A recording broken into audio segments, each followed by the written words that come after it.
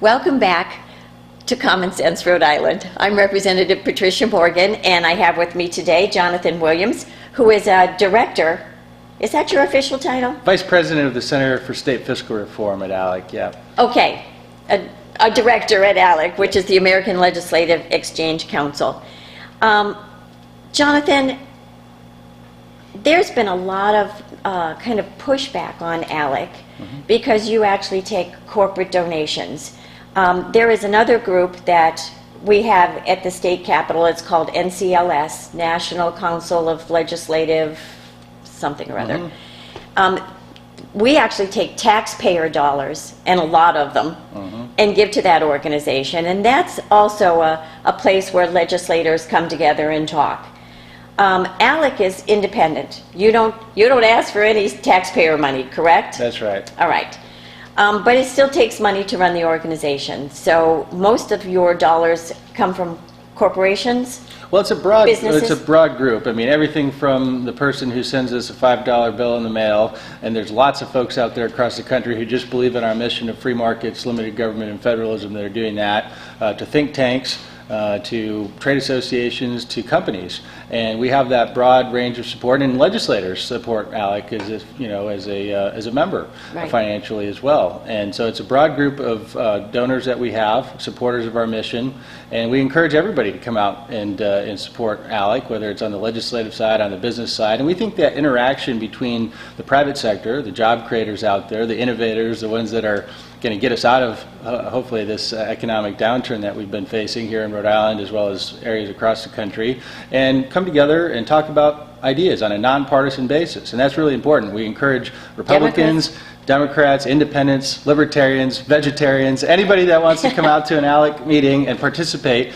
And it's not about us pushing an agenda on anyone. It's about us being the table where people come and bring their perspectives, because the perspectives here in Rhode Island are going to be much different than the perspectives in Texas or Washington State or my home state of Michigan. Right. Yeah, and but all coming together. Some things will work there but not work here. That's exactly so right. It's kind of a smorgasbord. We can kind of pick and choose what we want to learn about. And I think it's just about learning about it and sharing ideas. Why do you suppose that there is such hostility to your mission? Because there has been hostility to it.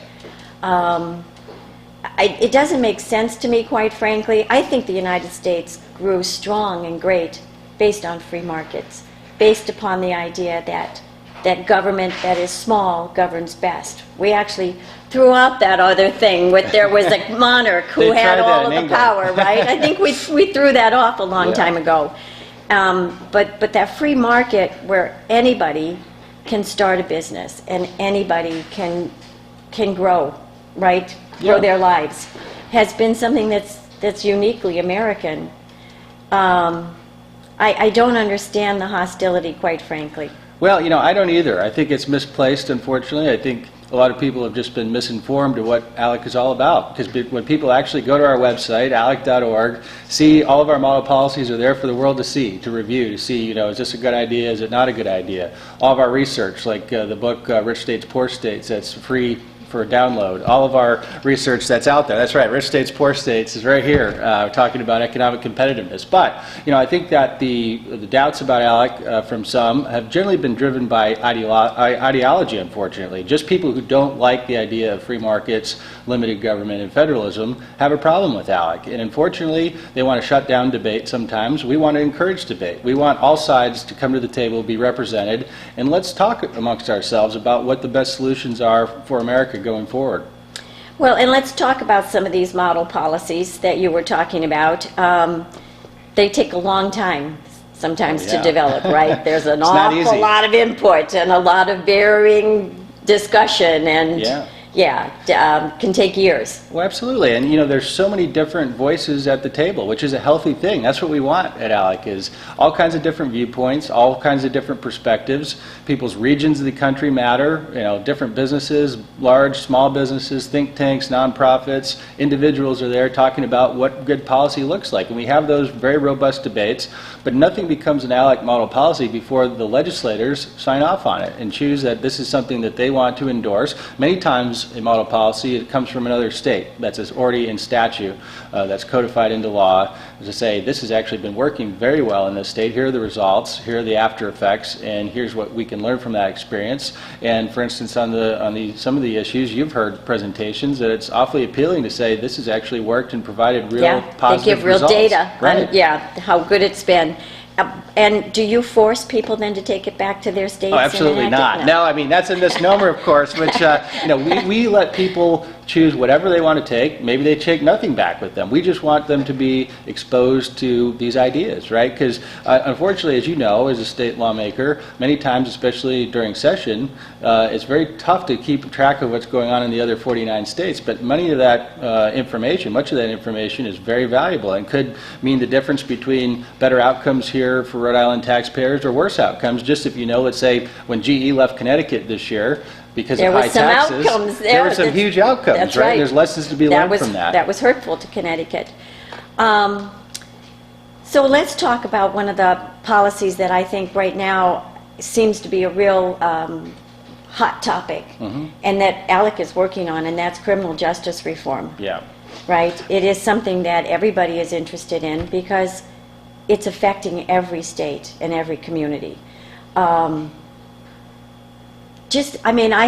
haven't honestly gone to those. So tell me a little bit about what's happening there in those discussions, in those study groups. Well, it's a great discussion, and it's a really important topic area, and it's something that is a very bipartisan topic, which I think is important. In fact, ALEC has been recently partnering with the National Caucus of Black Legislators, NBCSL, to provide solutions, for various problems, whether it's areas that ALEC members represent across states, areas that the NBCSL members represent. This is a big problem across the country.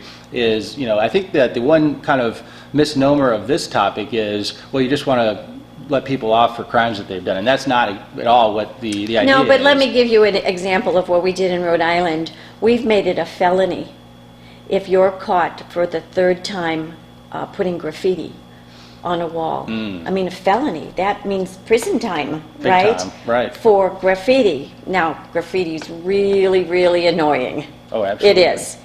And I don't understand why kids do it, quite frankly. But do we want young people going to prison? And maybe never being able to find a job again if you're in occupational licensing, for instance, any of the state-regulated industries. It disqualifies you right off the bat, even if it's a low-level, nonviolent offense. Unfortunately, these people's careers are severely damaged going forward. They can't go in the military. Right. You're right. There's so many things they can't do. And so it's a dollars and cents issue in one sense because we're spending so much. I know Rhode Island spends a whole lot on corrections. Just incarceration costs are just massive. And so what Texas and some of the states that have been leaders on this have found is they save millions and millions of taxpayer dollars when you can start to reduce those nonviolent prison sentences, for instance, and find out other ways to kind of remediate the situation that don't cost taxpayers money. But it also gets back to the individual. And what about these people's lives? They're nonviolent offenders, people that should not be put away for long periods of hard time, and they shouldn't be prohibited from ever getting a job once they get out. It creates this cycle of crime going forward again, because what's their other option if there's no jobs available? Yeah. So, I mean, that's a model policy, folks. It's really people getting together and talking through all the sides of that issue and trying to come up with a common sense solution. We're all about common sense, just like you are. There you go. That's right. And we're going to take a break and ask, are you kidding me?